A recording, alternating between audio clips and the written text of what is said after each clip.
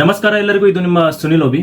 So Bidadi ರೈತರ ಹೋರಾಟದ ಸಂಪೂರ್ಣ ಅಧ್ಯಯನ ಮಾಡಿ ಕೂಲಂಕುಷವಾಗಿ ಯಾವುದು ರೈತರಿಗೆ ಉಪಯೋಗ ಅಥವಾ ಯಾವುದು ರೈತರಿಗೆ ಸಾಧಕವಾಗಿದೆ, ಇಲ್ಲಿ ಯಾವುದು ರೈತರಿಗೆ ಬಾಧಕವಾಗಿದೆ, ಸೊ ಇದರ ಎಲ್ಲ ಚರ್ಚೆಯನ್ನು ಮಾಡಬೇಕು ಅಂತ ಬಂದಿದ್ದೀನಿ. ವಿಡಿಯೋ ಸ್ವಲ್ಪ ಲಾಂಗ್ ಆಗ್ಬೋದು, ಬಟ್ ಇದರಲ್ಲಿ ಕಂಪ್ಲೀಟ್ ಇನ್ಫಾರ್ಮೇಷನ್ ಇದೆ. ಇದರಲ್ಲಿ ಅಂತಾರಾಷ್ಟ್ರೀಯ ಘಟನೆಗಳ ಬಗ್ಗೆನೂ ನಾನು ಇಲ್ಲಿ ಉಲ್ಲೇಖ ಮಾಡಿದ್ದೀನಿ, ಯಾಕಂದ್ರೆ ಅದಕ್ಕೂ ಮತ್ತೆ ಈ ಪ್ರಾಜೆಕ್ಟ್ಗೂ ಸಹ ಲಿಂಕ್ ಇದೆ. ಯಾವ ರೀತಿ ಲಿಂಕ್ ಇದೆ ಅಂತ ನಾನು ಹೇಳ್ತೀನಿ, ಆಯ್ತಾ. ಇವತ್ತಿನ ಚರ್ಚೆಯ ಮುಖ್ಯ ವಿಷಯಕ್ಕೆ ಬರೋಣ, ಬಿಡದಿ ರೈತರ ಹೋರಾಟದ ಬಗ್ಗೆ. ಸೊ ನಾನಿಲ್ಲಿ ಸರ್ಕಾರದ ವಾದ ಏನು, ರೈತರ ವಾದ ಏನು, ಇದರಲ್ಲಿ ಸಾಧಕಗಳೇನು, ಬಾಧಕಗಳೇನು.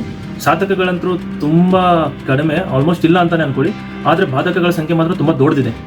ಆದರೆ ಒಂದು ಏನಂತಂದರೆ, ನಮ್ಮ ರೈತರು ತಿಳ್ಕೊಂಡಿದ್ದಾರೆ ನಮಗೆ ಇದು 3-4 ಪ್ರಾಬ್ಲಮ್ಸ್ ತುಂಬ ಎದ್ದು ಕಾಣ್ತಾ ಇದೆ ಅಂತ. ಬಟ್ ಅದಷ್ಟೇ ಅಲ್ಲ, ಅದನ್ನು ಬಿಟ್ಟು ಇನ್ನೂ ವಿಪರೀತ ಹಾಗೂ ದೊಡ್ಡ ಸಮಸ್ಯೆಗಳು ಇದರಲ್ಲಿ ಅಡಗಿವೆ.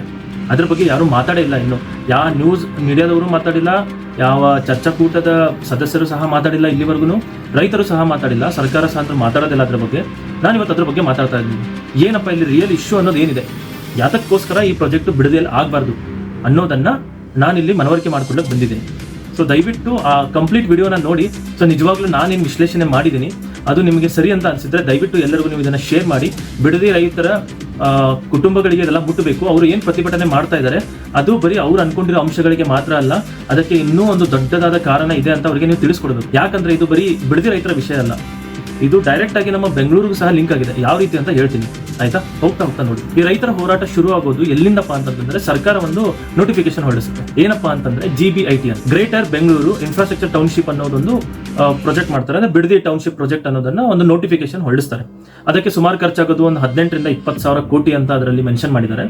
ಆಮೇಲೆ ಮತ್ತೊಂದೇನಂದ್ರೆ, ಇದರಲ್ಲಿ 7,500 ರಿಂದ 9,000 ಎಕರೆವರೆಗೂ ಸ್ವಾಧೀನ ಮಾಡಿಕೊಂಡು ರೈತರಿಗೆ ಅದಕ್ಕೆ ಬೆಲೆಯನ್ನ ಕೊಟ್ಟು ಅದನ್ನ ಒಂದು ಟೌನ್ಶಿಪ್ ತರ ರೆಡಿ ಮಾಡ್ತಾರೆ ಬಿಡದಿನ ಅನ್ನೋದು ಇಲ್ಲಿ ಸರ್ಕಾರದ ಒಂದು ನೋಟಿಫಿಕೇಶನ್ ಹೊರಡಿಸಲಾಗಿತ್ತು.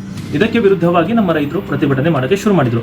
ಸರ್ಕಾರ ಇಲ್ಲಿ ಹೇಳಿರೋದು ಏನಪ್ಪಾ ಅಂತಂದ್ರೆ, ಒಂದು ರೆಸಿಡೆನ್ಷಿಯಲ್ ಕಮರ್ಷಿಯಲ್ ಝೋನ್, ಮತ್ತೊಂದು ಇಂಡಸ್ಟ್ರಿಯಲ್ ಹಬ್ಸ್, ಮತ್ತೊಂದು AI ಸಿಟಿ, ಮತ್ತೊಂದು ರೋಡ್ಸ್ ಅಂಡ್ ಅರ್ಬನ್ ಡೆವಲಪ್ಮೆಂಟ್ ಮಾಡ್ತೀವಿ ಅಂತ ಇಲ್ಲಿ ಸರ್ಕಾರ ಹೇಳ್ಕೊಂಡಿತ್ತು, ಆಯ್ತಾ. ಇವಾಗ ಇದು ಸರ್ಕಾರದ ಕಡೆಯಿಂದ ಹೊರಡಿಸಿರೋ ಒಂದು ಅಂಶಗಳ ಒಂದು ಪಟ್ಟಿಯನ್ನು ನಾನು ನಿಮ್ಗೆ ಹೇಳಿದೆ. ಇವಾಗ ರೈತರ ಪ್ರತಿಭಟನೆಯ ಅಂಶಗಳೇನು ಅಂತ ನಾವು ತಿಳ್ಕೊಳ್ಳೋಣ, ಆಯ್ತಾ. ಒಂದು, ರೈತರು ಇಲ್ಲಿ ವಾದ ಮಾಡ್ತಾ ಇರೋದೇನಪ್ಪಾ ಅಂತಂದ್ರೆ, ಇದು ಫಲವತ್ತಾದ ಕೃಷಿ ಭೂಮಿ ಇದೆ, ಇಲ್ಲಿ ಯಾವ ಒಂದು ಪಟ್ಟಣದ ಅಭಿವೃದ್ಧಿಯ ಅಗತ್ಯ ಇಲ್ಲ ಅಂತ ಅಲ್ಲಿ ಜನ ಹೇಳ್ತಾ ಇದ್ದಾರೆ. ಇದು ಒಂದು ಮೊದಲನೇ ಅಂಶ. ಎರಡನೇ ಅಂಶ ಏನಪ್ಪಾ ಅಂತಂದ್ರೆ, ಇಲ್ಲಿ ಸುಮಾರು ಒಂದು 6 ಲಕ್ಷ ಲೀಟರ್ ಹತ್ತತ್ರ ಇಲ್ಲಿ ಡೈರಿ ಉತ್ಪಾದನೆ ಆಗುತ್ತೆ, ಹಾಲಿನ ಉತ್ಪಾದನೆಗಳಾಗುತ್ತೆ. ಅದೊಂದು. ಮೂರನೇದು ಏನಂತಂದ್ರೆ, ಇಲ್ಲಿ ರೇಷ್ಮೆ ಕೃಷಿ ಮಾಡೋರು ತುಂಬಾ ಜನ ಇದ್ದಾರೆ. ಅದ್ರ ಮೇಲೇನೆ ತಲೆ ತಲಾಂತರಗಳಿಂದ ಅವರ ವ್ಯವಹಾರ ಆಗಲಿ, ರೇಷ್ಮೆ ಕೃಷಿ ಆಗಲಿ, ಅದನ್ನ ನೋಡ್ಕೊಂಡು ಬಂದಿದ್ದಾರೆ, ಆಯ್ತಾ. ಫೋರ್ತ್ ಒನ್ ಏನಪ್ಪಾ ಅಂತಂದ್ರೆ, ಇಲ್ಲಿ ಲಕ್ಷಾಂತರ ಮರಗಳಿವೆ, ಪರಿಸರ ಇದೆ, ತುಂಬಾ ಚೆನ್ನಾಗಿ ಒಂದು ವಾತಾವರಣ ಇದೆ ಬಿಡದಿಯಲ್ಲಿ, ಆಯ್ತಾ. ಇದು 4ನೇದು, ಆಯ್ತಾ. ಇದು ಮುಖ್ಯ ಅಂಶಗಳು ರೈತರು ಇಲ್ಲಿವರೆಗೂ ಹೇಳಿದ್ದು. ಬಟ್ ಇದ್ರಿಗೆ ತುಂಬಾ ಡೇಂಜರಸ್ ಅಂಶಗಳಿವೆ, ಅದ್ರ ಬಗ್ಗೆ ರೈತರು ಮಾತಾಡಿದ್ದಾರೆ. ಅದನ್ನ ನಾನು ನಿಮಗೆ ಹೋಗ್ತಾ ಹೇಳ್ತೀನಿ, ಆಯ್ತಾ. ಸೊ ಸರ್ಕಾರ ಇಲ್ಲಿ ಒಂದು ವಾದ ಮಾಡ್ತಾ ಇದೆ, ಏನಂತಂದ್ರೆ, ಬೆಂಗಳೂರಿನ ಭವಿಷ್ಯದ ಬೆಳವಣಿಗೆಗೆ ಬಿಡದಿಯ ಈ ಟೌನ್ಶಿಪ್ ಪ್ರಾಜೆಕ್ಟ್ ತುಂಬಾ ಅಗತ್ಯ ಅಂತ ಹೇಳ್ತಾ ಇದ್ದಾರೆ, ಒಂದು, ಆಯ್ತಾ. ಆಮೇಲೆ ಮತ್ತೊಂದು ಅವ್ರು ಏನು ಹೇಳ್ತಾ ಇದ್ದಾರೆ ಅಂತಂದ್ರೆ, ಆಲ್ರೆಡಿ ತುಂಬಾ ರೈತರು ಅವರಿಗೆ ಒಪ್ಪಿಗೆ ಪತ್ರವನ್ನು ನೀಡಿದ್ದಾರೆ ಅಂತ ಹೇಳ್ತಿದ್ದಾರೆ. ಇದು ಸರ್ಕಾರದ ಕಡೆಯಿಂದ ಇವಾಗ ಇಲ್ಲಿವರೆಗೂ ಮಾಡ್ಕೊಂಡು ಬಂದಿರೋ ವಾದ. ಅಂದ್ರೆ ಬೆಂಗಳೂರಿನ ಎಕ್ಸ್ಪಾಂಡ್ ಮಾಡಬೇಕು, ಬೆಂಗಳೂರಿನ ಡೆವಲಪ್ಮೆಂಟ್ ಮಾಡಬೇಕು, ಅದು ಮುಖ್ಯ ನಮ್ಮ ಉದ್ದೇಶ ಅಂತೇಳಿ ಅವರು ಹೇಳ್ತಾ ಇದ್ದಾರೆ, ಆಯ್ತಾ. ಇವಾಗ ನಾನು ನಿಮಗೆ ಅವಾಗಲೇ ಹೇಳಿದ್ದೆ, ಏನಪ್ಪಾ ಅಂತಂದ್ರೆ, ಇವಾಗ ಇಲ್ಲಿವರೆಗೂ ಅವ್ರು ಏನು ಮಾತಾಡ್ತಾ ಇದ್ದಾರೆ ಅದು ಮುಖ್ಯ ಅಂಶ ಅಲ್ಲ, ಮುಖ್ಯ ಅಂಶ ಬೇರೆ ಏನೋ ಇದೆ. ಅದು ಇಲ್ಲಿ ಇಂಟರ್ನ್ಯಾಷನಲ್ ಅಫೇರ್ಸ್ ಇದೆ, ಅದು ಯಾವ ರೀತಿ ಈ ಬಿಡದಿಯ ಪ್ರತಿಭಟನೆಗೆ ಒಂದು ಲಿಂಕ್ ಅನ್ನ ಹೊಂದುತ್ತೆ ಅಂತ ನಾನು ನಿಮ್ಗೆ ಹೇಳ್ತೀನಿ. ಬಟ್ ಬಿಡದಿ ಜನರಿಗೂ ಗೊತ್ತಿಲ್ಲ, ಸರ್ಕಾರಕ್ಕೂ ಗೊತ್ತಿಲ್ಲ. ಬಟ್ ಅದಕ್ಕೆ ನಾನು ಇಂಟರ್ನ್ಯಾಷನಲ್ ಅಫೇರ್ಸು ಅದೆಲ್ಲ ಓದ್ತಾ ಇರ್ತೇನೆ ರೆಗ್ಯುಲರ್ ಆಗಿ. ನನಗೆ ಅಲ್ಲಿಂದ ಇದು ರೈತರು ಪ್ರೊಟೆಸ್ಟ್ ಮಾಡಿದಾಗ, ಆಮೇಲೆ ಈ ಕೂಲಂಕುಷವಾಗಿ ಸರ್ಕಾರ ಏನಿಲ್ಲಿ ಪ್ರಪೋಸ್ ಮಾಡ್ತಾ ಇದೆ ಅಂತ ನೋಡಿದಾಗ ಅವಾಗ ನನಗೆ ಫ್ಲಾಶ್ ಆಯಿತು. ಅವಾಗ ಡಾಟ್ಸ್ ಕನೆಕ್ಟ್ ಮಾಡಿ ನೋಡಿದೆ, ಅವಾಗ ನನಗೆ ಗೊತ್ತಾಯ್ತು, ಆಯ್ತಾ. ಸೊ ಅದನ್ನ ನಾನು ಹೇಳ್ತೀನಿ. ಇವಾಗ ಅಮೆರಿಕದಲ್ಲಿ ಅರಿಜೋನಾ ಅಂತೇಳಿ ಒಂದು ಸಿಟಿ ಇದೆ, ಆಯ್ತಾ. ವರ್ಜಿನಿಯಾ ಅಂತ ಒಂದು ಸಿಟಿ ಇದೆ, ಆಮೇಲೆ ಅಲ್ಲಿ ಮಿಸೋರಿ ಅಂತ ಒಂದು ಸಿಟಿ ಇದೆ, ಆಯ್ತಾ. ಈ ಸಿಟಿಲಿ ಏನಾಗ್ತಾ ಇದೆ ಅಂತಂದ್ರೆ, ಜನ ಪ್ರತಿಭಟನೆ ಹೇಳ್ತಾ ಇದ್ದಾರೆ. ನಾನು ರೀಸೆಂಟಾಗಿ ನೋಡಿದಂಗೆ ಅವರು ಒಬ್ಬ ಅಲ್ಲಿಂದ ಪ್ರತಿಭಟನೆ ಮಾಡಿಕೊಂಡು ಅಲ್ಲಿಂದ ಓಡ್ ಬರ್ತಾನೆ. ಓಕೆ, ನಾವು ಇಲ್ಲಿ ಗೆದ್ವಿ, ನಮ್ಮ ಪ್ರತಿಭಟನೆ ಸಕ್ಸಸ್ ಆಯಿತು ಅಂತ ಅವನು ಹೇಳ್ತಾನೆ. ಅದಾದ್ಮೇಲೆ ಏನಂತಂದ್ರೆ, ಅಲ್ಲಿ ಅರಿಜೋನಾದಲ್ಲಿ ಒಂದು AI ಡೇಟಾ ಸೆಂಟರ್ ಇರುತ್ತೆ. ಅದು $14 ಬಿಲಿಯನ್. $14 ಬಿಲಿಯನ್ ಅಂತಂದ್ರೆ ಅದು ನೀವು ಅಂದಾಜು ಸಹ ಮಾಡೋಕ್ಕಾಗಲ್ಲ. ಯಾಕಂದ್ರೆ $1 ಬಿಲಿಯನ್ ಅಂತಂದ್ರೆ 8,000 ಇಲ್ಲಾಂದ್ರೆ 9,000 ಕೋಟಿ, ಇವಾಗ 10,000 ಕೋಟಿ ಹತ್ರ ಬಂದಿದೆ. ಅದು 10,000 ಕೋಟಿ ಅಂತ ವ್ಯಾಲ್ಯೂಯೇಷನ್ ಅಂತ ಅನ್ಕೊಳ್ಳಿ ಇಂಡಿಯನ್ ರುಪೀಸಲ್ಲಿ. ಸೊ 10,000 ಕೋಟಿ ಇಂಟು 14 ಅಂದ್ರೆ 1,40,000 ಕೋಟಿ ಬೆಲೆ ಬಾಳುವಂತಹ AI ಡೇಟಾ ಸೆಂಟರ್ನ ಅವರು ಬಂದ್ ಮಾಡಿಸಿದ್ರಲ್ಲಿ. ಅಂದ್ರೆ ಅಮೆರಿಕದಲ್ಲಿ ಅವರ ಜನರ ಧ್ವನಿಗೆ ಎಷ್ಟು ಬೆಲೆ ಇದೆ ಅಂತ ನೋಡ್ಕೊಳ್ಳಿ.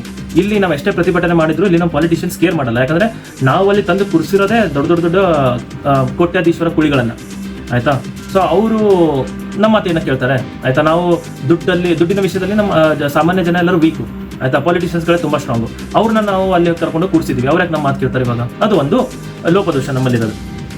ಅಲ್ಲಿ ಏನ್ ಮಾಡಿದ್ರೆ ಜನ ಪ್ರತಿಭಟನೆ ಮಾಡಿದ್ರಲ್ಲ, ನಾವು ಪ್ರತಿಭಟನೆ ಮಾಡಿದಾಗ ಅಲ್ಲಿ ಮುಖ್ಯ ಅಂಶಗಳು ಅವ್ರದ್ದೇನಿತ್ತು, ಬೇಡಿಕೆ ಏನಿತ್ತು. ಯಾಕಂದ್ರೆ ನಮ್ಮ ರೈತರ ಬೇಡಿಕೆಯಲ್ಲಿ ಏನಿದೆ ಅಂತಂದ್ರೆ ಫಲವತ್ತಾದ ಭೂಮಿ ಇದೆ, ನಾವು ರೇಷ್ಮೆ ಕೃಷಿ ಮಾಡ್ತೀವಿ.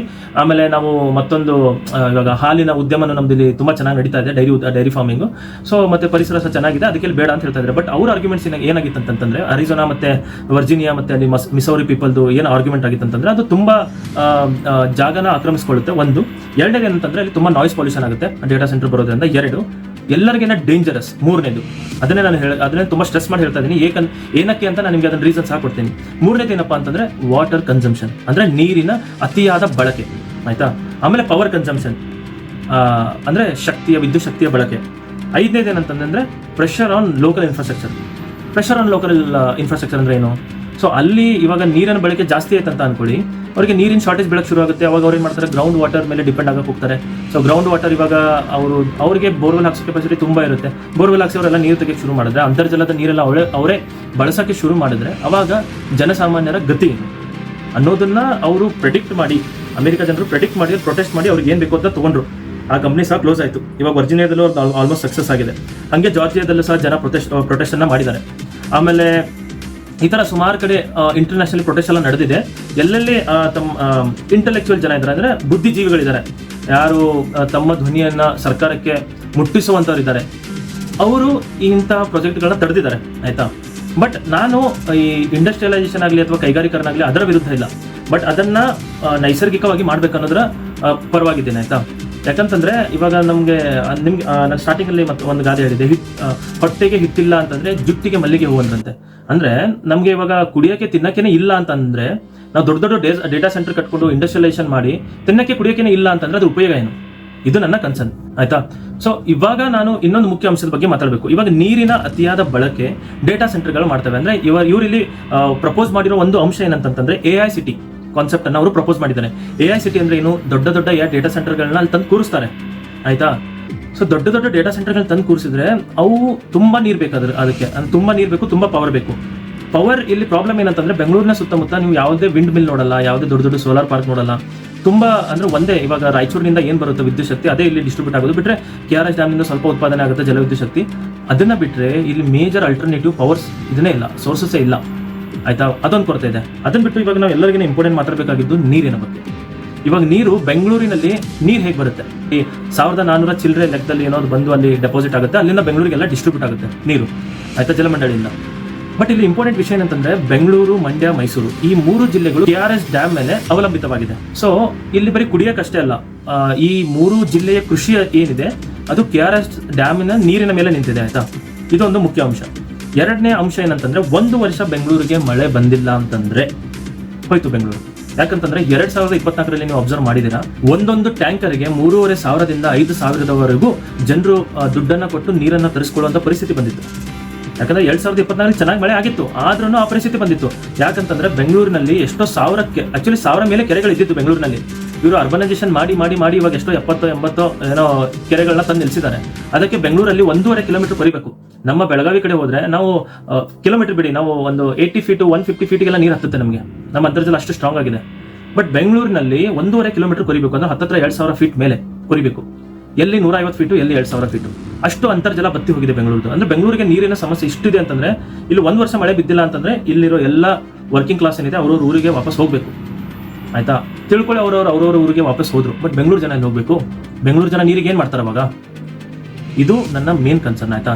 ಇವಾಗ AI ಏನಂತಂದ್ರೆ 2 ವರ್ಷ ಅಥವಾ 1 ವರ್ಷ ಬಿಡಿ, 2 ವರ್ಷ ಏನಾದ್ರೂ ಮಳೆ ಬಂದಿಲ್ಲ ಅಂದ್ರೆ ಪೂರ್ತಿ ಟೋಟಲಿ ಗಾನ್. ಬೆಂಗಳೂರಲ್ಲಿ ಒಂದು ಹುಳ ಸಹ ಬದುಕಕ್ಕಾಗಲ್ಲ, ಅಷ್ಟು ನೀರಿನ ಅಭಾವ ಆಗುತ್ತೆ. ಯಾಕಂದ್ರೆ ನಾವು ಆಲ್ರೆಡಿ ಕಣ್ಣಾರೆ ನೋಡ್ತಾ ಇದೀವಿ. ಯಾಕಂದ್ರೆ ನಾವು ನೀರು ಮಳೆ ಆಗಿಲ್ಲ ಅಂತ ತಿಳ್ಕೊಳ್ಳಿ, ತಮಿಳ್ನಾಡ್ದವ್ರು ಅಂತ ಕೇಳಲ್ಲ, ನಮಗೆ ಎಷ್ಟು ನೀರು ಬಿಡಬೇಕು ಅಷ್ಟು ಬಿಡಿ ಅಂತ KRS ಡ್ಯಾಮಿಂದ ಅಷ್ಟು ನೀರು ಬಿಡಲೇಬೇಕು. ಇಲ್ಲಾಂದ್ರೆ ಸುಪ್ರೀಂ ಕೋರ್ಟ್ಗೆ ಹೋಗಿ ಅಲ್ಲಿ ತಮಾಷೆ ಮಾಡ್ತಾರೆ. ನಾವು ಎಷ್ಟೇ ಪ್ರತಿಭಟನೆ ಮಾಡಲಿ ಸುಪ್ರೀಂ ಕೋರ್ಟ್ ಅವ್ರ ಪರವಾಗಿನೇ ತೀರ್ಪು ಕೊಡೋದು. ಯಾಕಂದ್ರೆ ನ್ಯಾಯವಾಗಿ ಅವ್ರಿಗೆ ಎಷ್ಟು ನೀರು ಬಿಡಬೇಕು ಅಷ್ಟು ನಾವು ಬಿಡಲೇಬೇಕು, ಆಯ್ತಾ. ಮಳೆ ಬಂದ್ರೆ ನಾವು ಬಿಡ್ತೀವಿ, ಮಳೆ ಬಂದಿಲ್ಲ ಅಂತಂದ್ರೆ ಅವಾಗ ಏನ್ ಮಾಡ್ತೀರಾ? ಕುಡಿಯೋಕೆ ಏನ್ ಮಾಡ್ತೀರಾ? ಬೆಂಗಳೂರು ಜನಕ್ಕೆ ಕುಡಿಯೋಕೆ ಏನ್ ಮಾಡ್ತೀರಾ? ಮಂಡ್ಯ, ಮೈಸೂರು ಜನಕ್ಕೆ, ಯಾಕಂದ್ರೆ ಬಿಡದಿಗೂ ನೀರು ಬರೋದಲ್ಲಿಂದಾನೆ. ಸೊ ಇವಾಗ ಇಷ್ಟೆಲ್ಲ ಸುತ್ತ ಹಾಕೊಂಡಿರೋದು ನೀರಿನ ಸುತ್ತ. ಬೆಂಗಳೂರಿಗೇನೆ ಇಷ್ಟೊಂದು ಪ್ರಾಬ್ಲಮ್ ಇದೆ. ಇವಾಗ ಬೆಂಗಳೂರಲ್ಲಿ 1.5 ಕೋಟಿ ಪಾಪ್ಯುಲೇಷನ್ ಇದೆ. 1.5 ಕೋಟಿ ಪಾಪ್ಯುಲೇಷನ್ ಬೆಂಗಳೂರಿಗೆ ಹ್ಯಾಂಡಲ್ ಮಾಡೋಕ್ಕಾಗ್ತಲ್ಲ. ಇವಾಗ ಬೆಂಗಳೂರಿನ ವಿಕಾಸ ಮಾಡಿ ಅವ್ರು ಏನು ಸಾಧಿಸಿಕೊಟ್ಟಿದ್ದಾರೆ? ಬೆಂಗಳೂರಿನ ಜನಕ್ಕೆ ಗಾಯದ ಮೇಲೆ ಬರೆ ಎಳಕ್ ಹೋಗ್ತಾ ಇದ್ದಾರೆ ಇವರೆಲ್ಲ. ನನ್ನ ಆಕ್ರೋಶ ಏನಂತಂದ್ರೆ, ಉತ್ತರ ಕರ್ನಾಟಕದಲ್ಲಿ ಹಿಡ್ಕಲ್ ಡ್ಯಾಮ್ ಇದೆ ಆಯ್ತಾ, ನಮಗೆ ಆಲ್ಮಟ್ಟಿ ಡ್ಯಾಮ್ ಇದೆ ಆಯ್ತಾ, ನಮಗೆ ತುಂಗಭದ್ರಾ ಡ್ಯಾಮ್ ಇದೆ, ನಮಗೆ ಮಲಪ್ರಭಾ ಡ್ಯಾಮ್ ಇದೆ, ನಮಗೆ ರಾಕಸ್ಕೋಪ್ ಡ್ಯಾಮ್ ಇದೆ. ನಮಗೆ ನದಿಗಳ ಅಭಾವ ಅಂತೂ ಇಲ್ಲವೇ ಇಲ್ಲ. ಸೊ ನಮ್ಮ ಅಂತರ್ಜಲದ ಕೊರತೆ ಅಂತೂ ಮೊದಲಿಲ್ಲ. ಎಲ್ಲ ರೀತಿಯಿಂದನೂ ಸದೃಢವಾಗಿದೆ ಆಯ್ತಾ. ಇವಾಗ ಬೆಳಗಾವಿ, ಧಾರವಾಡ, ಹುಬ್ಳಿ ಕ್ಲಸ್ಟರ್ ಅಲ್ಲಿ ಏನಾದರೂ ಈ ಡೇಟಾ ಸೆಂಟರ್ ಆಗಲಿ ಅಥವಾ ಎ ಐ ಸಿ ಟಿ ಆಗಲಿ ಪ್ಲಾನ್ ಮಾಡಿದ್ರೆ ಅಲ್ಲಿ ತುಂಬಾ ಚೆನ್ನಾಗಿ ವರ್ಕೌಟ್ ಆಗುತ್ತೆ. ಅಲ್ಲಿ ನೀರಿನ ಪ್ರಾಬ್ಲಮ್ ಇಲ್ಲ, ಅಲ್ಲಿ ಪವರ್ ಪ್ರಾಬ್ಲಮ್ ಇಲ್ಲ, ಯಾಕಂದ್ರೆ ಅಲ್ಲಿ ತುಂಬಾ ಗಾಳಿ ಯಂತ್ರಗಳಿವೆ ಆಯ್ತಾ. ವಿಂಡ್ ಮಿಲ್ಸ್ ನಿಮಗೆ ಲೆಕ್ಕ ಇಲ್ಲದಷ್ಟು ವಿಂಡ್ ಮಿಲ್ ಸಿಗುತ್ತೆ, ಯಾಕಂದ್ರೆ ಅಲ್ಲಿ ಅಷ್ಟೊಂದು ಚೆನ್ನಾಗಿ ಗಾಳಿ ಓಡುತ್ತೆ, ಅಷ್ಟೊಂದು ಬೆಟ್ಟಗಳಿವೆ, ನಮ್ಗೆ ವೆಸ್ಟರ್ನ್ ಘಾಟ್ಸ್ ಹತ್ರ ಇದೆ, ಎಲ್ಲ ರೀತಿಯಿಂದನೂ ಅನುಕೂಲ ಇದೆ. ಇವರಿಗೆ ಎ ಐ ಸಿ ಟಿ ಇಲ್ಲೇ ಡೆವಲಪ್ ಮಾಡಬೇಕು. ಆಲ್ರೆಡಿ ಬೆಂಗಳೂರು ಇಷ್ಟೊಂದು ಓವರ್ ಕ್ರೌಡ್ ಆಗಿದೆ ಅಂತಂದ್ರೆ ಇಲ್ಲಿ ಜನರಿಗೆ ಉಸಿರಾಡಕ್ ಆಗ್ತಾ ಇಲ್ಲ. ಆದ್ರೂ ಅವ್ರು ಇನ್ನೂ ಬೆಂಗಳೂರನ್ನ ಎಕ್ಸ್ಪಾಂಡ್ ಮಾಡಬೇಕು, ಬೆಂಗಳೂರನ್ನ ಅದನ್ನ ಮಾಡಬೇಕು. ಬೆಂಗಳೂರಿನ ಜನಕ್ಕೆ ಮಾರಕವಾಗುವಂತ ಬೆಳವಣಿಗೆನ ಇಲ್ಲಿ ಆಲ್ರೆಡಿ ಮಾಡಿಬಿಟ್ಟಿದ್ದಾರೆ. ಯಾಕಂದ್ರೆ ಬೆಂಗಳೂರು ನೇಟಿವ್ಸ್ ಅಲ್ಲಿ ನೆಮ್ಮದಿಯಿಂದ ಇಲ್ಲ. ನಾವು ಅಟ್ಲೀಸ್ಟ್ ವೆಕೇಶನ್ಗಾದ್ರೂ ನಮ್ಮ ಊರಿಗೆ ಹೋಗಿ ಬರ್ತೀವಿ, ಅಲ್ಲಿ ನಾವು ನೆಮ್ಮದಿಯಿಂದ ಇದ್ದು ಮತ್ತೆ ವಾಪಸ್ ಬಂದು ಕೆಲಸ ಮಾಡ್ತೀವಿ. ಪಾಪ ಬೆಂಗಳೂರು ಜನ ಎಲ್ಲ ಹೋಗ್ಬೇಕು? ಎಂದಾದ್ರೂ ಬೆಂಗಳೂರಿನ ಜನರ ಆಕ್ರೋಶವನ್ನು ನೀವು ಕೇಳಿದ್ದೀರಾ? ಅವರ ಅಸಹಾಯಕತೆಯನ್ನು ನೀವು ಯಾರಾದ್ರೂ ಕೇಳಿದ್ದೀರಾ? ಇಲ್ಲ. ಬೆಂಗಳೂರು ಜನ ತುಂಬಾ ಸ್ಯಾಕ್ರಿಫೈಸ್ ಮಾಡಿದ್ದಾರೆ ಆಯ್ತಾ. ನಮ್ಗೇನೋ ಅಂದ್ರೆ ಇಡೀ ಕರ್ನಾಟಕನ ಇವಾಗ ಸಾಕ್ತಾ ಇರೋದು ಬೆಂಗಳೂರು ಒಂದೇ. 50% GDP ಬೆಂಗಳೂರಿಂದಾನೇ ಇದನ್ನ ಜನರೇಟ್ ಆಗೋದು. ಕರ್ನಾಟಕನ ಸಾಕ್ತಾ ಇರೋದೇ ಬೆಂಗಳೂರು. ಅಂದ್ರೆ ಬೆಂಗಳೂರು ಜನ ತಮ್ಮ ನೆಮ್ಮದಿನ ಸ್ಯಾಕ್ರಿಫೈಸ್ ಮಾಡ್ಕೊಂಡು ಕರ್ನಾಟಕದ ಜನನೆಲ್ಲ ಸಾಕ್ತಾ ಇದ್ದಾರೆ. ಅದೇ ಪಾಪ ಅವ್ರಿಗೂ ಒಂದು ಲೈಫ್ ಇರುತ್ತೆ ಆಯ್ತಾ. ಬೆಂಗಳೂರು ಜನರಿಗೆ ಅವ್ರೇನ್ ಪಾಪ ಮಾಡಿದ್ದಾರೆ ಬೆಂಗಳೂರು ಜನ? ಮೊದಲು ಬೆಂಗಳೂರಿನ ಜನರ ವಿಕೇಂದ್ರೀಕರಣ ಆಗಬೇಕು. ಅಂದ್ರೆ ಬೆಂಗಳೂರು ಓನ್ ಪಾಪ್ಯುಲೇಷನ್ ಅಲ್ಲ, ಬೆಂಗಳೂರಿಗೆ ಮೈಗ್ರೇಟ್ ಆಗಿರೋ ಪಾಪ್ಯುಲೇಷನ್ ವಿಕೇಂದ್ರೀಕರಣ ಆಗಬೇಕು, ಡಿಸೆಂಟ್ರಲೈಸೇಷನ್ ಆಗಬೇಕು. ಅದು ಬೇರೆ ಬೇರೆ ಕಡೆ ಇವಾಗ ತಿಳ್ಕೊಳ್ಳಿ, ಹುಬ್ಳಿ, ಧಾರವಾಡ, ಬೆಳಗಾವಿ ಕ್ಲಸ್ಟರ್ ಅಲ್ಲಿ ಈ ತರ ಮತ್ತೊಂದು ಟೆಕ್ ಪಾರ್ಕ್ ಆಗಲಿ ಅಥವಾ ಬೆಂಗಳೂರಿನ ಮಾದರಿಯಲ್ಲಿ ಒಂದು ದೊಡ್ಡ ಸಿಟಿ ಏನಾದರೂ ನಿರ್ಮಾಣ ಆದ್ರೆ ಇಲ್ಲಿಂದ ಅರ್ಧ ಜನ ಅಲ್ಲಿ ಹೋಗ್ತಾರೆ.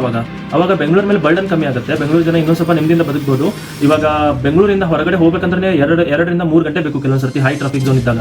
ನಾವು ನಮ್ಮ ಊರಲ್ಲೆಲ್ಲ ಒಂದು 10 ಕಿಲೋಮೀಟರ್ ಟ್ರಾವೆಲ್ ಮಾಡೋಕ್ಕೆ 5 ನಿಮಿಷ 10 ನಿಮಿಷ ತಗೊಳ್ತೀವಿ. 30 ಕಿಲೋಮೀಟರ್ ಟ್ರಾವೆಲ್ ಮಾಡೋಕ್ಕೆ ನಮಗೆ ಒಂದು ಅರ್ಧ ಗಂಟೆ ಸಾಕು. ಬಟ್ ಬೆಂಗಳೂರು ಜನರ ಪರಿಸ್ಥಿತಿ ಹಂಗಿಲ್ಲ, ತುಂಬಾ ಕಾಂಪ್ಲಿಕೇಟ್ ಆಗಿದೆ. ಬೆಂಗಳೂರು ಜನರಿಗೆ ಅವರ ನೆಮ್ಮದಿಯನ್ನು ನಾವು ಮತ್ತೆ ವಾಪಸ್ ಕೊಡಬೇಕಾಗಿದ್ದ ಜವಾಬ್ದಾರಿ ಈಗಿನ ಸರ್ಕಾರದ್ದು ಆಯ್ತಾ. ಇದನ್ನ ಯಾವ ರೀತಿ ಮಾಡ್ಬೇಕಂತಂದ್ರೆ ಎಲ್ಲರಿಗೂ ಒಂದು ಸಮಾನ ನ್ಯಾಯವನ್ನು ಒದಗಿಸಿ ಕೊಡಬೇಕು ಸರ್ಕಾರಗಳು. ಇವಾಗ ಉತ್ತರ ಕರ್ನಾಟಕದಲ್ಲಿನೂ ಒಂದು ಜಾಬ್ ಹಬ್ನ ಮಾಡಬೇಕು. ಅಲ್ಲೂ ಒಂದು AICT ಆಗಲಿ ಈ ತರ ವಿಕಾಸವಾದ ಕಾನ್ಸೆಪ್ಟ್ಗಳನ್ನ ಅಲ್ಲಿ ಪರಿಚಯ ಮಾಡಿ, ಅಲ್ಲಿ ಯಾವುದೇ ಕೊರತೆನೇ ಇಲ್ಲ. ಅಲ್ಲಿ ಹ್ಯೂಮನ್ ರಿಸೋರ್ಸ್ ಕೊರತೆ ಇಲ್ಲ, ಅಲ್ಲಿ ಪವರ್ ಸಪ್ಲೈ ಕೊರತೆ ಇಲ್ಲ, ಅಲ್ಲಿ ನೀರಿನ ಕೊರತೆ ಇಲ್ಲ, ಅಲ್ಲಿ ಯಾವುದೇ ಕೊರತೆ ಇಲ್ಲ, ಲ್ಯಾಂಡ್ ಕೊರತೆ ಇಲ್ಲ. ಆದ್ರೂ ಒಂದೇ ಒಂದು ಕೊರತೆ ಇದೆ, ಸರ್ಕಾರದ ಮನಸ್ಥಿತಿ. ಅಲ್ಲಿ ಡೆವಲಪ್ಮೆಂಟ್ ಮಾಡ್ಬೇಕು ಅನ್ನೋದು. ಇಲ್ಲಿ DK ಶಿ ಅವರು ಏನಕ್ಕೆ ಇದಕ್ಕೆ ಕೈ ಹಾಕಿದ್ದಾರೆ ಅಂತಂದ್ರೆ ಅವ್ರದಲ್ಲಿ ಪ್ರಾಪರ್ಟೀಸ್ ಇದೆ, ಅದ್ರ ಲ್ಯಾಂಡ್ ಬೆಲೆ ಹೋಗ್ಬೇಕು. ಇದು ತುಂಬಾ ವೈಯಕ್ತಿಕವಾದ ಸ್ವಾರ್ಥ ಇದು. ಅವರು ಮುಂದೆ ಬಿಡದಿ ಜನ ನೀರಿಲ್ಲದೆ ಒದ್ದಾಡಬೇಕಾಗುತ್ತೆ ಅನ್ನೋ ಅವ್ರಿಗೆ ಕಲ್ಪನೆನೇ ಇಲ್ಲ. ಬೆಂಗಳೂರಿನ ಜನ ಇವಾಗ ತಿಳ್ಕೊಳ್ಳಿ, 2 ವರ್ಷ ಮಳೆ ಆಗಿಲ್ಲ ಅಂತಂದ್ರೆ ನೀರಂತೂ ಸಿಗೋದಿಲ್ಲ ಬೆಂಗಳೂರಿಗೆ. ಅವಾಗ ಮೊದಲೇ ನಮಗೆ ಪೆಟ್ರೋಲ್ ತರ್ಸಕ್ ಡಾಲರ್ ಇಲ್ಲ, ನೀರು ತರ್ಸಕ್ಕಾಗುತ್ತೆ. ಅವಾಗ ದುಬೈ ಪರಿಸ್ಥಿತಿ ಬಂದ್ಬಿಡುತ್ತೆ ಬೆಂಗಳೂರಿಗೆ. ಅಷ್ಟೊಂದು ನೀರಿನ ಅಭಾವ ಇದೆ ಬೆಂಗಳೂರಿಗೆ. ಇದನ್ನ ದಯವಿಟ್ಟು ಅಂಡರ್ಸ್ಟ್ಯಾಂಡ್ ಮಾಡ್ಕೋಬೇಕು ಸರ್ಕಾರಗಳು. ಲಾಂಗ್ ಟರ್ಮ್ ಅಲ್ಲಿ ನಾವು ಯೋಚನೆ ಮಾಡಬೇಕಾಗುತ್ತೆ. ಬೆಂಗಳೂರಿನ ಪಾಪ್ಯುಲೇಷನ್ ಕಡಿಮೆ ಯಾವ ರೀತಿ ಮಾಡಬೇಕು, ಪಾಪ್ಯುಲೇಷನ್ ಇಲ್ಲಿ ಕ್ರೋಢೀಕರಣವಾಗಿರುವ ಜನಸಂಖ್ಯೆಯನ್ನು ವಿಕೇಂದ್ರೀಕರಣ ಮಾಡಿ ಬೇರೆ ಕಡೆ ಶಿಫ್ಟ್ ಮಾಡಿ ಬೆಂಗಳೂರು ಮೇಲೆ ಬರ್ಡನ್ ಯಾವ ರೀತಿ ಕಡಿಮೆ ಮಾಡಬೇಕು. ಯಾಕಂದ್ರೆ ಹ್ಯಾಪಿನೆಸ್ ಇಂಡೆಕ್ಸ್ ಅನ್ನೋದೊಂದು ಇರುತ್ತಲ್ಲ, ಜನ ನೆಮ್ಮದಿಯಿಂದನೂ ಬದುಕಬೇಕಲ್ಲ. ಇವಾಗ ಒಂದು ಮನೇಲಿ 10 ಜನ ಚೆನ್ನಾಗಿ ಆರಾಮಾಗಿ ಬದುಕ್ತಾರೆ ಅನ್ಕೊಳ್ಳಿ, ಅಲ್ಲಿ ತಂದು 100 ಜನನ ತುರುಕ್ಬಿಟ್ರೆ ಯಾರು ಚೆನ್ನಾಗಿ ಬದುಕ್ತಾರೆ? ಅಲ್ಲಿ ಬೆಂಗಳೂರು ಪರಿಸ್ಥಿತಿ ಆಗಿರೋದೇ ಅದು. ಇವಾಗ ಇದಕ್ಕೆ ಇಲ್ಲಿ ಓವರ್ ಕ್ರೌಡ್, ಇಲ್ಲಿ ಓವರ್ ಟ್ರಾಫಿಕ್ ಆಗಿದೆ ಅಂತಂದ್ರೆ ಇದೆ. ಇಲ್ಲಿ ಒಂದು ಪ್ರಾಪರ್ ಪ್ಲಾನಿಂಗ್ ಆಗಿ ಇಲ್ಲಿ ಜನ ಮೈಗ್ರೇಟ್ ಆಗಿಲ್ಲ. ಇಲ್ಲಿ ಲ್ಯಾಂಡ್ ಮಾಫಿಯಾನ ಬೂಮ್ ಮಾಡೋ ಒಂದು ಭರದಲ್ಲಿ ಈ ಪಾಲಿಟಿಷಿಯನ್ಸ್ಗಳು ದುಡ್ಡು ತಿಂದು ಹೆಂಗ್ ಬೇಕಂಗ್ ಬೆಂಗಳೂರನ್ನ ಬೆಳೆಸಿ ಬೆಂಗಳೂರು ಅನ್ಸೈಂಟಿಫಿಕ್ ಡೆವಲಪ್ಮೆಂಟ್ ಮಾಡಿ ಬೆಂಗಳೂರಿಗೆ ಪರಿಸ್ಥಿತಿ ಬಂದಿದೆ. ಇನ್ನು ಮುಂದೆನೂ ಬೆಂಗಳೂರಿಗೆ ಪರಿಸ್ಥಿತಿ ಬರಬಾರ್ದು.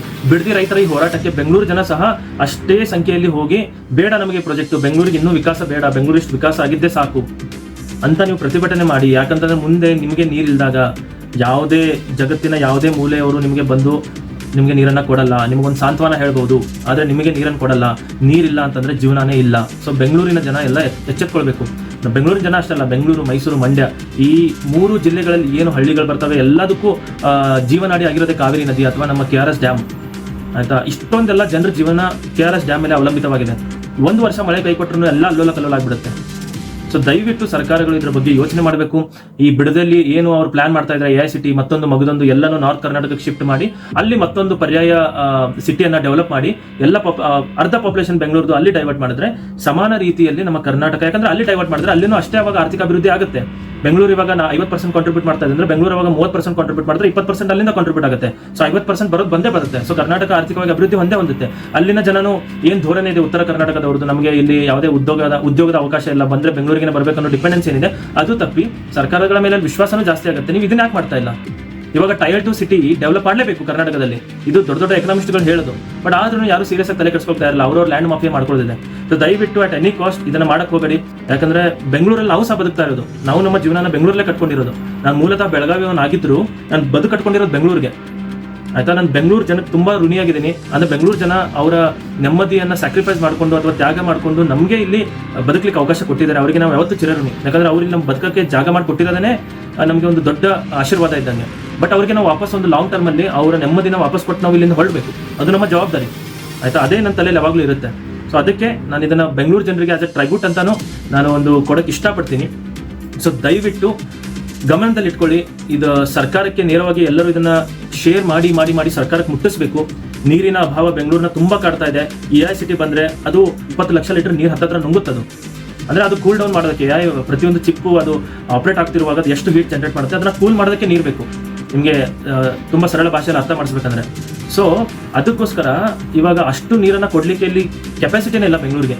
ಬೆಂಗಳೂರು ಇರೋದು ಒಂದೇ ಒಂದು ನೀರಿನ ಸೋರ್ಸ್ ಅಂದ್ರೆ KRS ಡ್ಯಾಮ್.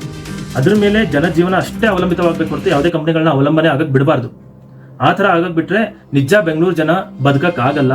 ಬೆಂಗಳೂರು ಜನರಿಗೆ ನಾವು ಯಾವತ್ತೂ ಕೃತಜ್ಞರಾಗಿರ್ಬೇಕು. ಅವ್ರು ಇಷ್ಟು ದಿನ ನಮ್ಮ ಕರ್ನಾಟಕನ ಸಾಕೊಂಡು ಬಂದಿದ್ದಾರೆ. ಅವ್ರಿಗೆ ನಾವು ಮತ್ತೆ ಅವ್ರ ಮೇಲೆ ಇವಾಗ ಏನು ಒಂದು ಬರ್ಡನ್ ಇದೆ ಅದನ್ನ ಕಡಿಮೆ ಮಾಡಿ ಇದನ್ನ ಬೇರೆ ಕಡೆ ಶಿಫ್ಟ್ ಮಾಡಿ ಒಂದು ಬ್ಯಾಲೆನ್ಸ್ ಅನ್ನ ಕಂಡ್ಕೊಂಡು ಹೋಗಬೇಕು ಕರ್ನಾಟಕದಲ್ಲಿ. ಇದೇ ನನ್ನ ಆಶಯ. ದಯವಿಟ್ಟು ಅದನ್ನ ಎಲ್ಲರಿಗೂ ಮುಟ್ಟಿಸಿದ್ದು ತುಂಬಾ ಡೀಟೇಲ್ ಆಗಿ ಹೇಳಿದ್ದೀನಿ.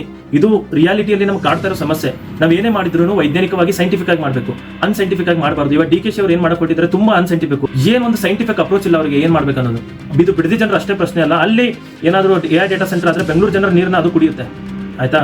ಸೊ ಅದಕ್ಕೆ ನಾನು ಹೇಳಿದ್ದು ಹೊಟ್ಟೆಗೆ ಹಿಟ್ಟಿಲ್ಲ ಅಂದ್ರೆ ಜುಟ್ಟಿಗೆ ಮಲ್ಲಿಗೆ ಹೂ ಅಂದಿದ್ರಂತೆ. ಒಂದು ಹೊಟ್ಟೆಗೆ ಹಿಟ್ಟು ಕಂಡ್ಕೊಳ್ಳೋಣ.